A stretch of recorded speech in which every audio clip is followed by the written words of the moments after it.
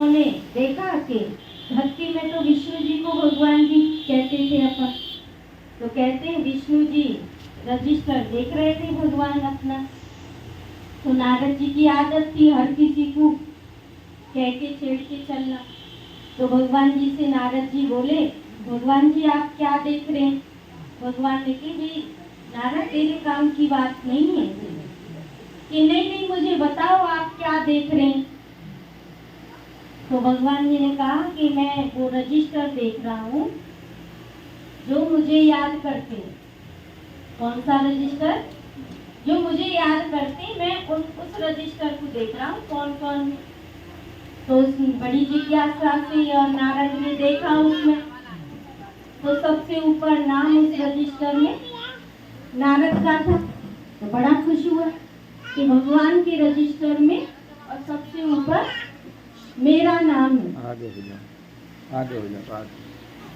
अब नारद जी गए हनुमान जी के पास कि तू क्या सुबह से रात तक राम राम जपता रहता है? और मैं तो भगवान जी के पास से आ रहा हूँ, मैं देख के आ रहा हूँ रजिस्टर में सबसे ऊपर नाम तो मेरा है और तेरा तो है ही नहीं रजिस्टर में नाम। और तू सारे दिन एकांत में बैठ के राम राम जपता है। हनुमान जी की कोई बात नहीं भैया, मेरा नाम नहीं, तेरा तो है, कोई बात नहीं, मेरा नाम नहीं है। ठीक है। अब कुछ दिनों बाद फिर नारद जी ऐसे निकल रहे थे, तो फिर भगवान जी कुछ देख रहे थे।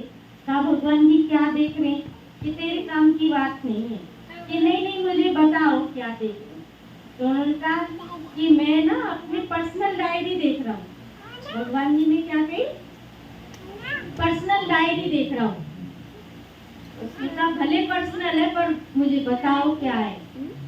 कि ये इसमें उनके नाम है मेरी पर्सनल डायरी में जिन्हें मैं याद करता हूँ। तो दो रजिस्टर हो गए ना, एक रजिस्टर तो जिसमें भगवान को याद करने वालों के नाम थे, और एक पॉकेट की डायरी, पर्सनल डायरी जिन बच्चों को भगवान याद करता है वो नाम थे। तो उसमें क्या देखा कि सबसे ऊपर नाम हनुमान जी का। तो उसे समझ में आई कि मेरा नंबर तो अभी याद करने वालों में ही है। भगवान को ढूंढी रहा हूँ, पुकारी रहा हूँ, पर अभी तक मैं वहां पहुंचा ही नहीं है जो भगवान मुझे याद करे।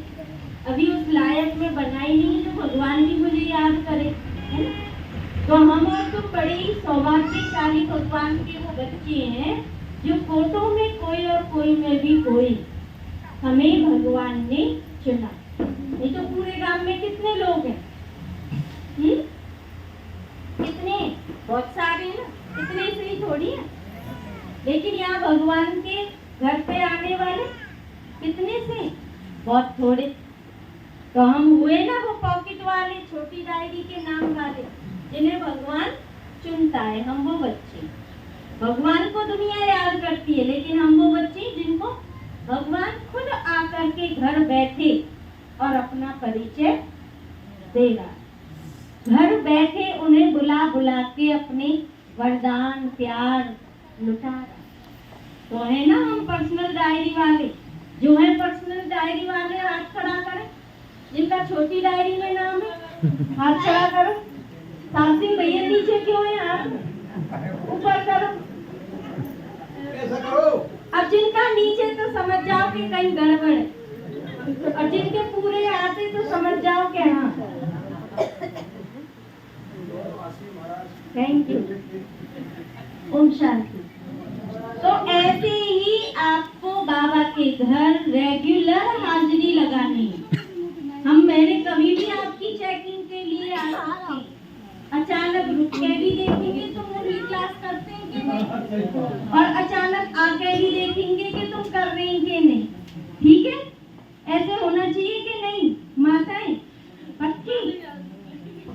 भाई भगवान ने ज्ञान कलश माताओं के ऊपर रखा है, और देखो वैसे भी संख्या माताओं की ज्यादा है, भाइयों की कम है ना? इसलिए तो भाइयों का होना भी जरूरी है, क्योंकि बाबा कहता है कि जैसे लक्ष्मी नारायण, भले आगे लक्ष्मी है लेकिन बैकबोन में तो भाई भाइयों की भी तो सेवा की आवश्यकता होती है ना, तो पांडव भी चाहिए। माताएं सब संभालती है, लेकिन भाई घर का संभालते हैं, तो बैलेंस है ना, तो दोनों का होना जरूरी है। तो ऐसे नियमित रूप से अपना बना के रखना है। देखो मंदिर में भी हम घंटा बजाते हैं, घंटा बजाने का भी महत्व है। क्या कहते हैं, अब घंटा क्यों बजाते हैं मंदिर में? भगवान है थोड़ी जगह है घंटा बजा के कि भगवान जी जग जाओ, हम आगे हमारे दर्शन करो, हैं? क्यों बजा रहे हैं घंटा? भगवान ने मंदिर में घंटा इसलिए लगवाया कि हे मनुष्य, मैंने तुझे 24 घंटे दिए, उन 24 घंटे में से 1 घंटा, आधा घंटा, आधे में गुण आध, पर मुझे तू याद जरूर कर। इसलिए वो घंटा मंदिरों में लगाया जाता है, जिससे मनुष्य कुछ घड़ी, कुछ घंटा निकाल कर उसे याद करे।